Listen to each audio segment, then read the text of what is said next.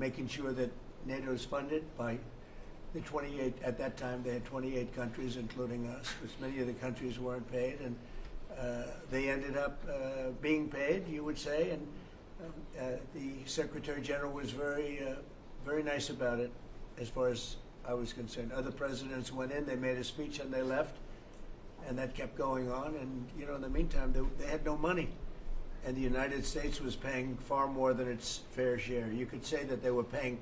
I actually said sometimes it looked like 100%, and it was unfair. And the two of us worked very well together, and we took care of the situation. There are some Mr.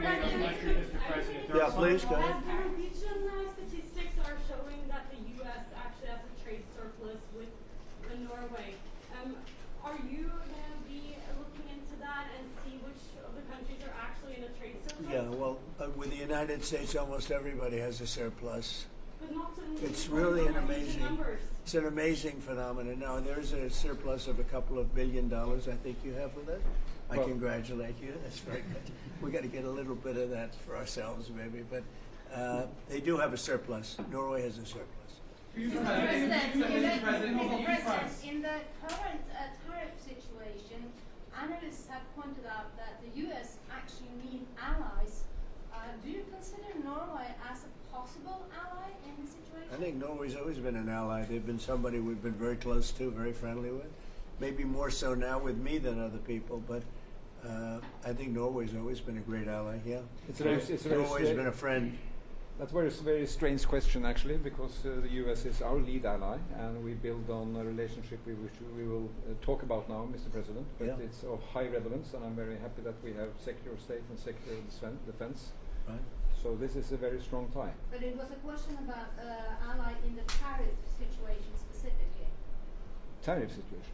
Yes. Oh, well, that's we're talking about a little bit different subject. Then we're talking about a different type of ally. No, in this case, he would be very much inclined to be an ally of Norway because he wants to make the best business deal possible. And Norway and the Norwegians are great business people. They're great traders. They're great, very smart nation, very well-managed nation. Has been for a long time, and in particular now with this leadership. But we'll be talking about trade and other things, and I think we're going to come to a conclusion very quickly. Mr. President.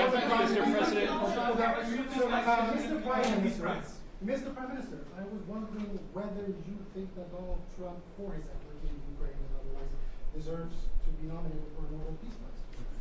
Well, I salute President Trump for having been taking very important initiatives to get this conflict towards an end, which both parties deserve. We need to have a ceasefire, save lives, move towards something which is more secure for Europe, for the people concerned. And on that we work together. And I look forward to go into some details because we are at a critical moment. On that price, that is a committee taking care of that, which is completely working on its own terms, and I cannot comment on that. Mr. President. But thank you very much for that question. May I ask you the question on China? I like that question. Yeah, please. A question on China. Can you clarify with whom the U.S. is speaking with China? They're saying it's fake news that trade talks are happening. Well, they had a meeting this morning, so I can't tell you. It doesn't matter who they is. We may reveal it later, but they had meetings this morning, and we've been meeting with China. And so I think you have, Jeff, as usual, I think you have your reporting wrong. Thank you very much. We'll see you. We'll see you inside. Thank you. Thank you, President. Thank you. Everybody else. Thank you. Thank you. Keep moving, everybody. Keep moving. Thank you. You're out. Thank you. I would go. We'll all go together to Norway. Oh, yeah. Please do. I want to go skiing. I love Norway. I love Norway. Why? It's beautiful. And beautiful people. Thank you, Mr. Thank President. you. Thanks, guys. Okay, so thank you. Keep going. Nice watching. Thank you very much. We have Jonas Gahr Støre here, who is as you know, the Prime Minister of Norway. He's a great gentleman, highly respected, beloved in his country. And we've had talks on the war with Ukraine, Russia, And trade, doing very well, I think, on both. We've had some pretty good movement in every respect. The war is very important that it ends with, I used to say 2,500 people a week dying, young people, mostly soldiers from Russia and Ukraine. And we want to end that war. We want to end it quickly.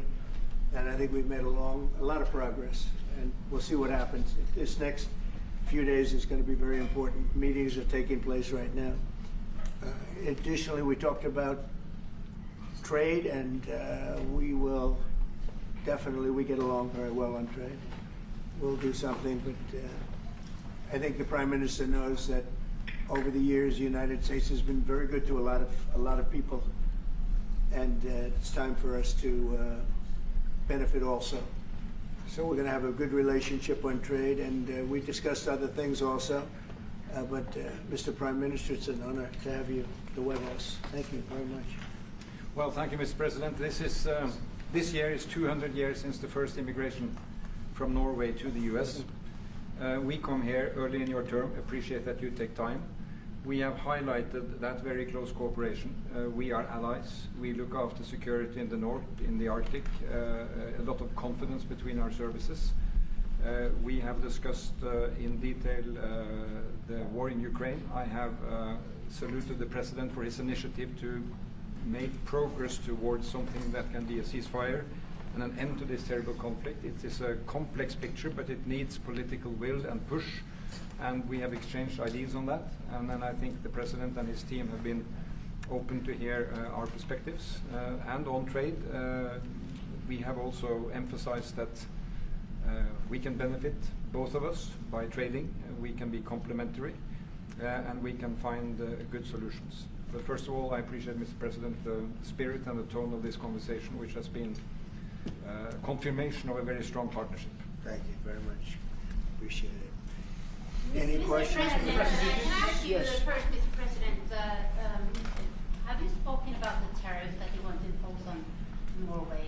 Is there a chance that you can lower We spoke them, about lower trade, those tariffs? and we understand each other very well. I think we'll have no problem.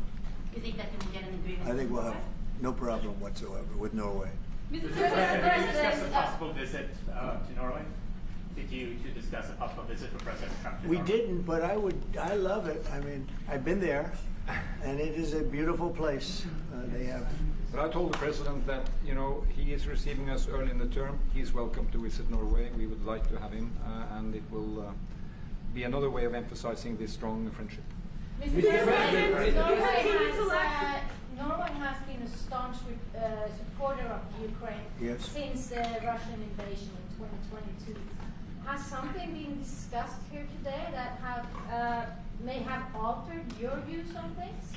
No, we want to, very simply, I have no allegiance to anybody. I have allegiance to saving lives, and I want to save a lot of lives. A lot of young people, mostly young people. It's the war. It's the soldiers, and if we can do that. Also, as you know, I got started because the money that's been spent on this war is insane. It should have never happened, and it would have never happened if I were president. But Biden spent $350 billion on this, and it's a shame. And that's what got me involved. And then I looked at, and I see the results. It's horrible. It's a killing field. 5,000 soldiers a week on average. And we want to stop that. We both want to stop that for a lot of reasons, but I would say that is my number one reason. Do you think that Russia, that we will get Russia to accept a deal that also Ukraine and Europe is willing to accept? I think so, yeah. I do. I believe they will accept, and I think we're going to get this over with. I hope so, soon. Go ahead. Continue to lack support from NATO allies in your goal of obtaining Greenland. How will you proceed if you don't get that support? Well, Greenland's going to be interesting, but that's for another day. I think we need that for international peace. What are you expecting of your And if you allies? don't have that, I think it's a big threat to our world. So I think Greenland's very important for international peace. Yeah, please, go ahead. Mr. President, this morning in a Truth Social Post, you used the words Vladimir, stop. That seemed like a slightly different message, a personal message What is your level of frustration with President Putin? I didn't like at this last point? night. I wasn't happy with it. And we're in the midst of talking peace, and missiles were fired. And I was not happy with it. That's what I meant, and that's, you know. Mr. What is President, it? Mr. President, why I are assume that's what you mean. Sorry, Yeah, if I the assume. bombs keep falling, will you consider additional sanctions toward Russia, or what will you do if President Putin? I'd does rather not answer respond? that question in a week. I want to see if we can have a deal. No reason to answer it now, but I won't be happy. Let me put it that way. Mr. Things President, will happen. Mr. President, why are you not putting more pressure on Russia? I know a lot of Europeans. Putting a would like lot to of see pressure. that. You don't know what pressure I'm putting on Russia. They're dealing. You have no idea what pressure I'm putting on Russia. We're putting a lot of pressure. Can you maybe tell us something? What kind of We're pressure putting are a you lot putting of on pressure on Russia, and Russia knows that, and some people that are close to it know, or he wouldn't be talking right now. The Prime Minister understands that better than anybody. He wouldn't be talking right now. He's talking, and we're putting a lot of pressure. I think he wants to make a deal. We're going to find out very soon, but it takes two to tango, and you have to have Ukraine want to make a deal too, and they're being hit very hard, and I do believe they want to make a deal. Mr. Prime Minister, Mr. Prime Minister, if I may. You said that the Ukraine have to give some territory to win peace, among them Crimea. Do you stand by that? And I know that the former NATO General Secretary today has told you that he does not agree, and he believes in territorial integrity of the Ukraine. How will you deal with that with your allies? And do you Well, stand by that Ukraine have to give Former Crimea Secretary to General peace? happens to be right here, you know, so they can't put words in his mouth. He's been a great general, frankly. It was because that's what you are. Really, you're a general. But he's been a great Secretary General. We had a tremendous relationship, very successful, and I think he could speak for himself. He's right here. But do you still agree that Ukraine have to give some territory away to win peace? Well, it depends what territory. They've been fighting. They've lost a lot of territory. We'll do the best we can, working with Ukraine. We'll do the best we can. But they lost a lot of territory. When you say Crimea, that was handed over during a president named Barack Hussein Obama. That had nothing to do with me, Crimea. That was 11 years ago with Obama. And they made a decision. There wasn't a bullet fired. There was no fighting. There was no anything. They just handed it over. Now they say, well, can you get it back? I think that's going to be a very difficult thing to do. That was given by Barack Obama when he was president, not by Donald Trump. Thank you, Mr. Mr. President. President, you had a long You have meeting, a peace Mr. President. proposal that you put on the table. It's a 30-day ceasefire proposal. Your national security team presented it to both Ukraine and Russia. 2 months ago, Ukraine agreed to that ceasefire proposal. Immediately, Russia has not. And my question is Russia the obstacle to peace based upon that, just getting to that 30-day ceasefire? I don't think so. I think that they both want peace right now. They're ready to do something. We'll see what happens. Complicated, very complicated. But I think they are both very much looking to make a deal. Marco, what would you say? Well, first of all, what was put before our partners was options to discuss about things that it would take to end a war. This war is endable. Both sides just have to agree to it. We've shown them a pathway forward. We've discussed those ideas. There was a good meeting yesterday. There'll be good meetings over the weekend. We've shown them the finish line. We need both of them to say yes. But what happened last night with those missile strikes should remind everybody of why this war needs to end. It's horrible those missiles landed. What's even worse is there are today people that were alive yesterday that are not alive today because this war continues, and the president wants to stop it. And everyone should be thanking the president for being a peacemaker and trying to save lives. That's what we're trying to do here. It's not our war. We didn't start it, as you know. But we're trying to end the dying. We're trying to end the destruction. And we've shown the path forward. We can see the finish line, but both of them have to get there. We're going to do everything we can to help them get there, but they have to ultimately say yes. Both And of we them. are using a lot of pressure on both. You know, if you think we're just in there because we're nice people, and we are nice people, but we're using a lot of pressure on both. What We've had a long concessions, meeting, Mr. President, and to your national security team, what concessions has Russia offered up thus far to get to the point where you're closer to peace? Stopping the war, stopping taking the whole country. Pretty big concession. Mr. President, if you are going take down the tariffs, what do you want Norway to buy more of from the U.S.? To buy more? Well, you don't need snow. You don't need skis. You don't need ski champions either, right? You have a lot of them. We just want to keep the relationship the way it is. We've had a great relationship. I think now maybe closer than ever, but we've had a great relationship with Norway. I think just keep it the way it is, kid. You can't do better. Really? Not even by, say, Well, if they want to give us some additional concessions, that's okay. You can't do much better. Yes, yes. Mr. President, you've had a long meeting with Norway today. You said that Norway is doing a lot of things right, but on the Ukraine, if I can ask both you and the Prime Minister, did you find common ground today on Ukraine and the peace plan? Totally. It's totally common ground. The Prime Minister can speak about it, but I can just say he wants to see people stop dying more than anything else, and he'd like to see it end. He's going to help us end it. Mr. President, can I say that to move towards an end of this war, U.S. engagement is critical, and President Trump made that possible. That is clear, that is obvious, it's really happening. Now the important thing is that both parties have to know that they have to deliver, and they have to feel the pressure to deliver. Ukraine is under attack. They are defending themselves. Lives are being lost. And we believe very firmly that there needs to be a ceasefire, the initiative taken by the US some time ago. It needs to be respected. And then to move on to something which both parties can own. That is the complicated part in such a dramatic war. And here I believe Europeans and Americans working together, as we do much closer now. And I salute the team of President Trump of being, open in that process. We had a good discussion on this today. And then we have to move on, and we cannot lose time because this is too much drama happening. One thing is people losing their lives, but it is a bad thing for Europe, and it's a bad thing for the world to having such a broad conflict going on. It can have ramifications far beyond Ukraine. Mr. President, my follow-up question on China. Mr. President, if I forgot my question. I wanted to ask about. It's all right. That happens to the It happens sometimes, yeah. No, Mr. President, I wanted to ask about the. Well, actually, Zelensky has said that he wants more Patriot missiles. So far, has been no response from the United States.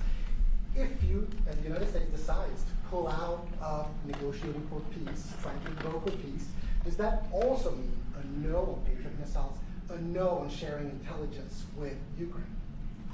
Let's see what happens. I think we're going to make a deal. And if we make a deal, that'll be wonderful. We won't have to worry about your question. You can ask that question in 2 weeks, and we'll see. But I think we're getting very close. The Prime Minister feels the same way, and we'll hopefully not have to answer that question. Mr. President, Norway is the third country to be officially invited to the White House after Liberation Day. Why did you invite Norway so soon to the White House? Because I like them. And I like your Prime Minister, and I like the way your government runs. And I respect the King. He's highly respected in Norway. It's a great thing, not an easy thing to do. He's done a great job. Yeah. Would you like an invitation to visit the King? Absolutely. You get me that invitation. I just told the President he's welcome to visit Norway. President Trump, first like farm Yeah, You said before that you like the Norwegian Petroleum Fund, and I'm wondering if that has been up for discussion today, the way that we have structured our money and whether. Well, this fund was created in the late 1990s to save for future generations the income from oil and gas. Norwegians should continue to work as hard, dedicated, innovate, and move forward, despite having these incomes, which we happen to be in the period of our history where we can harvest, and we have transferred that into investments, half of them, by the way, here in the United States. So I think this is a model which we have been able to explore. If we can share experiences, and we do with our colleagues in the US, you never copy this one-to-one, but there can be techniques and way of working that we have used in organizing our fund. Jens Stoltenberg was the finance minister when the first dollar entered that fund. So he's a safe hand to have as a finance minister today. What do you say? No, and as you said, Mr. Prime Minister, we are ready to sit down with the U.S. To also work with them on if they want to establish a sovereign wealth fund, because we have a good experience with our fund. And I think that one example of how we work together with the United States is that half of the fund, close to $1 trillion are invested in the United States, mainly in equity, but also some in fixed income, including government bonds. So this is an expression of trust in the United States, expressed by the strong investment of the sovereign wealth fund. Then just briefly on Ukraine, since it was mentioned, we had a very good and extensive discussion about Ukraine, the path forward to peace. And as the Prime Minister said, we commend the US for pushing forward to try to find a negotiated solution. At the same time, we need to continue to support Ukraine. And therefore, I'm proud that Norway has actually tripled the military support to Ukraine. And this year we will allocate close to $8 billion to Ukraine. That will strengthen them and also their hand on the negotiating table. If I may add to that, if there's a peace, and there will be a peace, we have a common responsibility in securing democratic Ukraine for the future. And the best security guarantee they can have is the ability to defend themselves. And we are investing in that. Mr. Prime Minister, Mr. if I may. As it relates to tariffs, Mr. President, when you unveiled your reciprocal tariffs on April the 2nd, the tariff rate for Norway was 15%. Based upon your conversations that you've had today with the Prime Minister, do you see that tariff rate coming down from what you proposed just a few weeks ago? Well, they have a great fund of $2 trillion. It's a big fund. And they don't have any debt. So I think they'd probably be willing to pay us more than that, I hope. Are the two nations in agreement? Mr. President, Yes. in 2018, your former Secretary of State Mike Pompeo called for an end to Russian occupation of Crimea. Why has this administration changed its stance on territorial concessions for Crimea? Well, the war started. It would have never started if I were president. This is a war that is horrible. All wars are horrible. This one is in particular bad. And I don't know that you can ever say there's going to be a winner to this, because so many lives have been lost. Not only soldiers, I mean, a lot of lives have been lost. I think that we want to do one very simple thing. It would have never happened if I were president. Zero chance it was going to, and it didn't. People say, how do you know that? Number one, it didn't happen. We never even discussed it. I would talk to Putin about it. It was the apple of his eye. Ukraine was the apple of Putin's eye, but there was never even a thought that he'd go in. And I think he understood that I would not be happy if he did. And it was only when I got out, and when you mention what happened to Ukraine years ago under President Obama and a vice president that was also president later, unfortunately for this country, what happened is large chunks of land were given up, and it was called Crimea, and that was a big thing. That was a big moment. But this isn't my war. This is Biden's war. This is a war that Biden was president when this war happened. But I'm trying to put out the fire, and I think we'll be successful. And if we do, we're going to save a lot of lives. Otherwise, and the Prime Minister had a statement. He said, "This is just a point in time. We're very lucky because this is a point. And if this doesn't happen, this could go on for a long time." Mr. President, will you have meetings with other world leaders when you're in Rome, sir? Future Democrat president? I don't think he will. I think he wants to make peace. I think he wants to end it, and I feel pretty confident of that. But we're gonna know pretty soon. Mr. President, will you have meetings with other world leaders when you're in Rome? Yes, I will. Which leaders do you want to meet, sir? Well, I'd like to meet them all. That would be nice. I'd like to take care of all of them, but we have many of them there, and they all want to meet. They want to meet about trade. And we are making some great inroads and great deals. You might want to speak about that, Mr. Secretary. We had a very successful bilateral meeting with the Republic of South Korea today. We may be moving faster than I thought, and we will be talking technical terms as early as next week, as we reach an agreement on understanding as soon as next week. So South Koreans came early, they came with their A game, and we will see if they follow through on that. President Trump, you're rounding up your first 100 days. Do you think you deserve the Nobel Peace Prize if you manage to create Do I deserve the Nobel Peace? If you manage to create peace? Well, maybe for the Abraham Accords. I don't want to get ahead of myself on this one, but they say for the Abraham Accords, and by the way, speaking of that, we're going to be filling it up. A lot of countries want to come into the Abraham Accords. You know, we have 4, and Biden did nothing on that one too. It's the same 4. But they're great countries, and they were brave doing it, and it's worked out very well. And we're going to be filling up the Abraham Accords. They're going to be, I think, filling it up very rapidly. Mr. President, could you say something about that? There's great, enormous opportunity to grow the Abraham Accords. But I would just point to one thing. Of all the leaders in the world today, no leader is working harder to prevent wars or end them than President Trump is right now. I mean, that's why we're talking to Iran. That's why we're engaged with Ukraine and Russia. It's the desire to prevent these wars from breaking out and to end the ones that exist already. And again, I just think it's tremendous for our country to be led by a president who desires to bring peace and establish peace and protect peace. So it's hard work.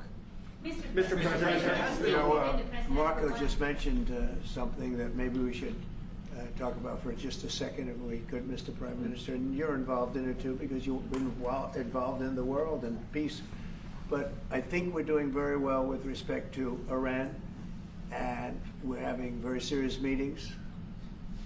And there are only 2 options, and the one option is not a good option. It's not a good option at all. And I think we're doing very well on an agreement with Iran, but that one, we're doing a lot of things, I will say, but that one is well on its way. We could have a very, very good decision, and a lot of lives will be saved. Mr. President, on the economy, there was a slowdown. Mr. President, on the economy, there was a slowdown as it relates to home sales in the month of March, the slowest pace since 2009. Is that an economic indicator, and perhaps the Treasury Secretary can weigh in on this as well, is that an economic indicator that concerns you about the broader U.S. economy? No, they had very good numbers on housing today, extremely good numbers, and that's despite interest rates, because, you know, if you look at what happened, everyone said, oh, I said I was going to get prices down. I did. Energy just hit $1.98 in a couple of states. It's way down. Energy's down, and we're about $64 a barrel. When I came in, and we were looking at $89, $90, $95. And by the way, that helps us solve the war too. Having those energy prices is a big incentive for Russia to also agree with solving the war problem. Groceries are down. When I was with you 2 months ago, you were complaining about eggs. I said, I just got here. I was here for about a week when the press started saying about eggs have gone through the roof. I said, I just got here. Tell me about eggs. And they have been. They went through the roof and you couldn't get them. So we just had a big Easter egg hunt at the White House. Thousands and thousands of eggs. And the price was down 87%. So we did a great job. Housing is doing very well. We should lower interest rates. That's the Fed. I hope they lower interest rates. That's a smart thing to do. Be ahead a little bit, although already it's a little bit late. But in the end, we just have a great country. We have a very strong country, and we have every other country. I can't think of one country that doesn't want to negotiate a deal. And they either negotiate a deal or we set a deal that we think is fair. Because we don't have to go through all of these. It would be physically impossible. You know, you have so many people that really understand it, which is a very small group of people here. And we are going to, at some point, just set prices for deals. Some will be tariffed. Some treated us very unfairly. They'll be tariffed higher than others. But we've been ripped off for many, many years. The United States has been ripped off like no country probably in the history of the world has been ripped off for 45, 50 years. And countries have gotten rich by doing that with the United States. We've taken care of their militaries, and military is another subject we talk about. We're not going to make that subject to any of the deals, but you know the same countries that I do where we virtually take care of their military and then don't get treated fairly on trade. So the people, and I don't blame those countries, I blame the people that sat at that beautiful desk right behind you, because those people didn't do the job for this country, and they let us lose $4 billion a day on trade. We were losing $4 or $5 billion a day on trade when I got here, and now we're going to be much better than breaking even, and we're going to be making $4 or $5 billion a day on trade. So, but I don't blame any country, not the worst of them. And we were abused by countries. I blame the President of the United States that happened to be sitting when these deals were made. Disgraceful. When I was here, we had a great 4 years. We had the most successful economy in the history of our country, my first term. And we were very tough on trade. And with China, as you know, they paid hundreds of billions of dollars in tariffs. But nobody else ever did that. China paid not 10 cents to any other president. And but not only China, virtually every country got away with murder. And we just can't let that happen. Thank you very much, everybody. Thank you very much. Appreciate it. Thank you very much. Thank you, thanks everybody. Head out. Please start moving. Thank you. Thanks everybody. Thank you, press. Head out. Let's go. Thank you. Thank you. Keep going. Keep moving. Thank you. Thank you, press. One little mistake. One mistake. Peter, out. Thank you. Sorry. I just finished. Thank you. Thank you. Thank you. Thank you. No more photos. Thanks. Keep moving. We're done. Sir, we're done. There you go. Thank you, press.